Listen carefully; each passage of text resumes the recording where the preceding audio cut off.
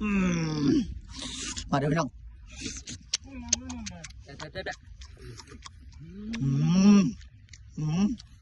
พวกคนป่ากินนะ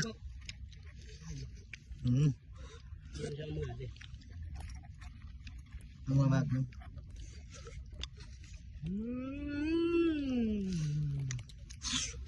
เปิดกองหน้าตัวมึงมีกองหน้าเลยกองหน้ากินเดียว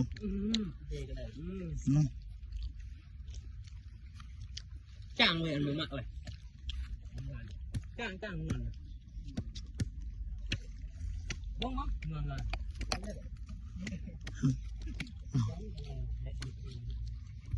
กินน้ำมัน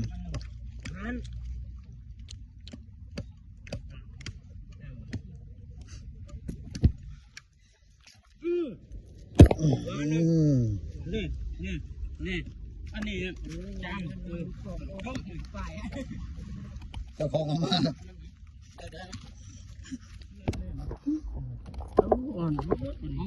นั่นแหละชับชอกกระแตกทำนี่บวกค่ะมันต้องแก่ๆนิดนึงฮั่นน่ะทำพวกตัวนั้นน่ะแต่เป็นสาวตรงนี้แหละโอ้สุดยอดเลย สาวน้อยปะเนี่ยดิบักอยากกินนะเป็นสาวน้อยนะอยากชี้แต่ลูกสาวมันเปิดชดเขาหน่อยมึงเงินหน้าตาจะเป็นจังซี่เด้ออย่าเห็นไม่ต้องรับเด้อจังซี่เด้อเพิ่งสภาพเลย2 คนนี้เงินตาเป็นจังซี่น้ำแตกเลยเอามึงเอามือไหมกบอ๋อบุมีอะไรบุมีนวลมีครับเท้าชอกซับเอาไปตัวนี้นะเนาะจุดได้อีกแต่แข็งไปโยว่าตัวนี้มีอะไรอีกตัวนี้มีนวลกินมะพร้าวแล้วกินหมดสั่งเก่าพ่อสาวจอกกินรถพอกินว่าผ่านเลยกินรถพอโอ้ตายแล้วพ่อสั่งได้กินรถไปกินรถไม่ห้างกินรถไม่ห้างตกมึงมาเลยโง่ยังบุกอยู่ไปขึ้นรถนี่เราไม่เคยบนคนหมดซักอ่ะมึงบอกว่าคุยนี่ไงได้โตว่าไผ่อะไรขึ้นเก็บมาซักคนเดียวมาโดนกูโดนกินกูก่อนก็ว่าพวกเขาแค่เดินผ่านมามันเดินอะไรกินผ่านมาว่านี่นี่ของเราเนี่ยอันนี้ของเราน้ำมันข้าวสดนะพี่น้องเด้อเบิ่งไอ้กินนะพี่น้องกินก็ถึงไรหลักฐานก็สดชื่นจะสับชอกให้เบิ่งนี่ถ่ายคลิปเนี่ยเช็ดในนี้ข้าวเลยกินในบ้านเลยเสียบไรพี่น้องมาเด้อใครอยากกินมาเด้ออยู่ส่วนคือเก่าเข็มได้ยูตัวนี้บริษัทนี่มันตัวแล้วว้านี่มันก็ฟ้ามันต้องแก่ๆกว่านี้ปักกระหอกกินได้ว่าเปิดชดเลยนี่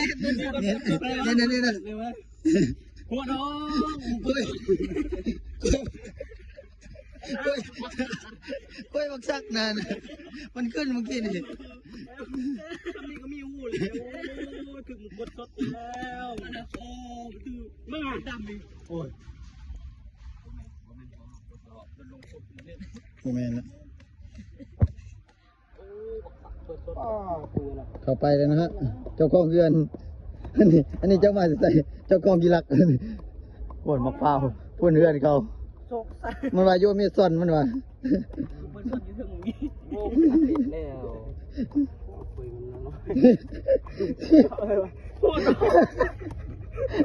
เขาบอกห้องเจ้าคุยตอนนี้ว่าเลยเกินไป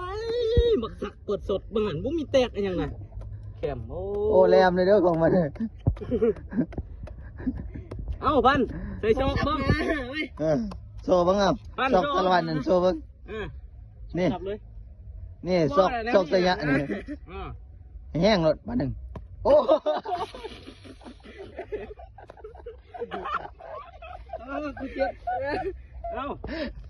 โชว์ระยะนั่นนี่นะโอ้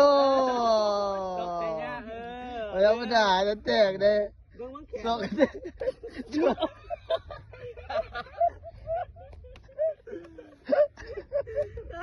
ไอ้เจ้าไทยอยู่ ตายตลอด เอาเข้าเลยนะเบิ่งให้หมด เบิ่ง เฮ็ดได้ เบิ่งสองแต่เนี่ยนี่เบิ่ง กินเลือดไปน้ำมึงนะ ตัวบ้า เจ็บนะเจ็บในนึง เอ้ามากูดิมองหนึ่งเอามือ มันถอกเลยหนึ่ง ก็รับปิดคลิปเลย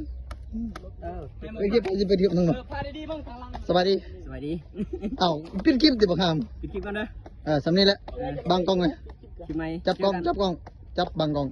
คลิปไหมเจอกัน